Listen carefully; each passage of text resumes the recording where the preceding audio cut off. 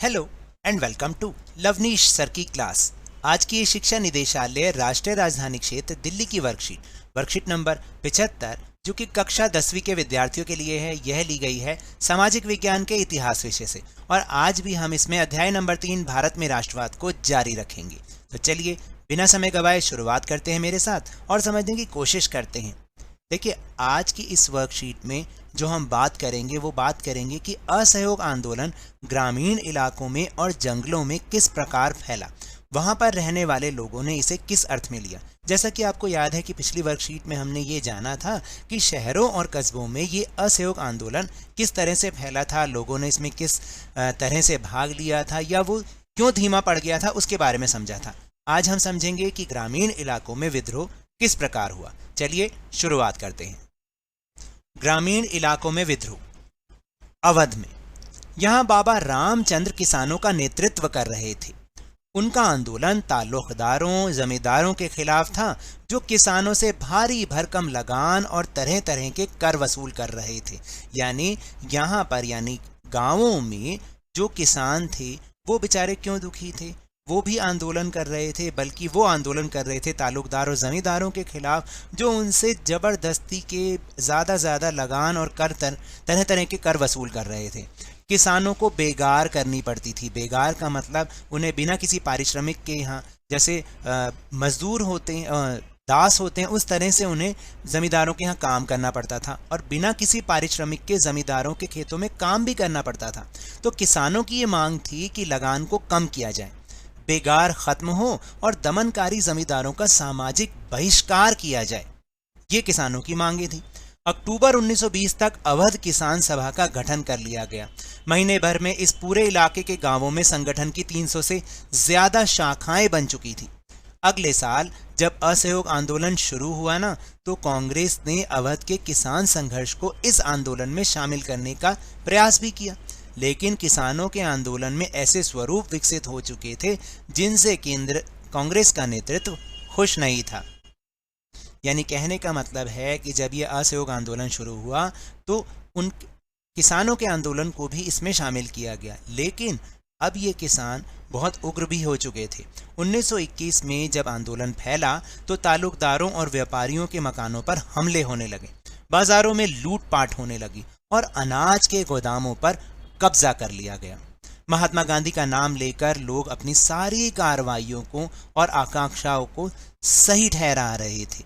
यानी देखिए, यहाँ पर भी जो ग्रामीण इलाके थे, किसानों ने अपने उद्देश्य से अपनी इच्छा और आकांक्षाओं को ध्यान में रखते हुए इस असहयोग आंदोलन में भाग लिया।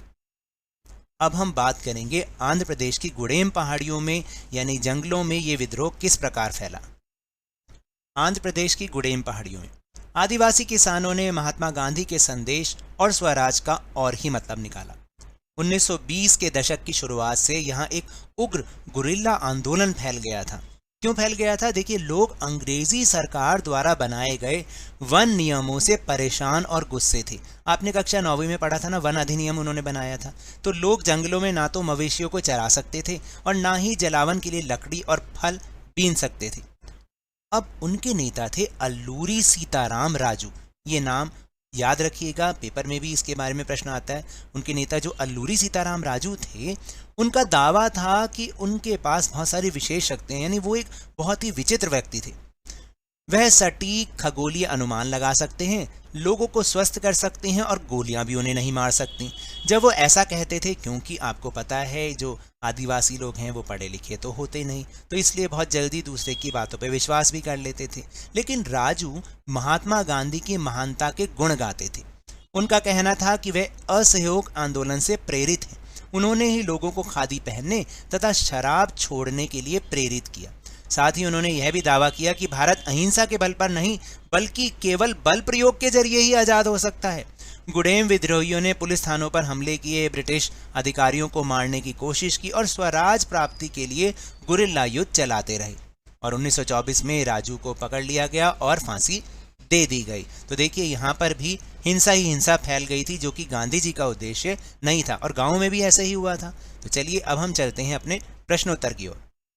निम्नलिखित प्रश्नों के उत्तर दीजिए। देखिए, पहला प्रश्न है कि अवध और गुड़ेम पहाड़ी के किसानों ने असहयोग आंदोलन में किस प्रकार भाग लिया। यहाँ पर एक ही प्रश्न में 2 प्रश्न किए गए हैं और आपको जब पेपर में ये अलग अलग आते हैं, ये कभी भी इकट्ठे नहीं आते, अलग अलग आएंगे और अलग अलग आएंगे तो ये 5-5 अंकों के आएंगे। तो इसलिए इस प्रश्न का उत्तर बड़ा है, आप ये ना समझें कि इतना बड़ा उत्तर लिखवाए जा रहे हैं। तो पहले हम अवध की बात करेंगे, उसमें भी मैंने ज़्यादा से ज़्यादा 5 पॉइंट बनाने की कोशिश की है, तो जो कि 5 नंबर का हो जाएगा। और गुडेम पहाड़ी वाले में भी 4 या 5 पॉइंट बनाए गए हैं। तो इस तरीके से हमें पॉइंट वाइज ही लिखना है। चलिए देखते हैं इसका उत्तर। अवध में पहला पॉइंट है कि यहाँ बाबा रामचंद्र किसानों का नेतृत्व कर रहे थे। दूसरा पॉइंट, उनका आंदोलन ताल्लुकदारों और जमींदारों के खिलाफ था जो किसानों से भारी भरकम लगान और तरह तरह के कर वसूल कर रहे थे। किसानों को बेगार करनी पड़ती थी। देखिए, इसको हम अगले पॉइंट में मिला लेते हैं। किसानों को बेगार करनी पड़ती थी और बिना किसी पारिश्रमिक के जमींदारों के खेतों में काम करना पड़ता था। चौथा पॉइंट, किसानों की मांग थी कि लगान कम किया जाए, बेगार खत्म हो और दमनकारी जमींदारों का सामाजिक बहिष्कार किया जाए। और पांचवा पॉइंट है कि 1921 में जब आंदोलन फैला तो ताल्लुकदारों और व्यापारियों के मकानों पर हमले होने लगे, बाजारों में लूटपाट होने लगी और अनाज के गोदामों पर कब्जा कर लिया गया। तो ये थे 5 पॉइंट इस पार्ट के लिए। अब हम अगला देखते हैं कि आंध्र प्रदेश की गुडेम पहाड़ियों में हमें क्या लिखना है। तो इसके लिए हमने 4 पॉइंट ही बनाए हैं। पहला, आदिवासी किसानों ने महात्मा गांधी के संदेश और स्वराज का और ही मतलब निकाला। दूसरा पॉइंट, 1920 के दशक की शुरुआत में यहाँ एक गुरिल्ला उग्र आंदोलन फैल गया था। तीसरा पॉइंट, लोग अंग्रेजी सरकार द्वारा बनाए गए वन नियमों से परेशान और गुस्से में थे। और चौथा पॉइंट, गुडेम विद्रोहियों ने पुलिस थानों पर हमले किए, ब्रिटिश अधिकारियों को मारने की कोशिश की और स्वराज प्राप्ति के लिए गुरिल्ला युद्ध चलाते रहे। इस तरह से हमें इन प्रश्नों का उत्तर लिखना होगा। चलिए अब दूसरा प्रश्न देखते हैं। दूसरा प्रश्न है कि असहयोग आंदोलन में किसानों की भागीदारी शहर के लोगों की भागीदारी से किस प्रकार अलग थी। तो आपको यहाँ पर दोनों की तुलना करने की, किसानों की भागीदारी शहर के लोगों की भागीदारी से किस प्रकार अलग थी। देखिए, इसका उत्तर यह हो सकता है कि असहयोग आंदोलन में किसानों की भागीदारी अपने मांगों को लेकर थी। उनकी मांग थी कि लगान कम किया जाए, बेगार, यहाँ पर आएगा बेगार, इसको आपने लिखना है बेगार।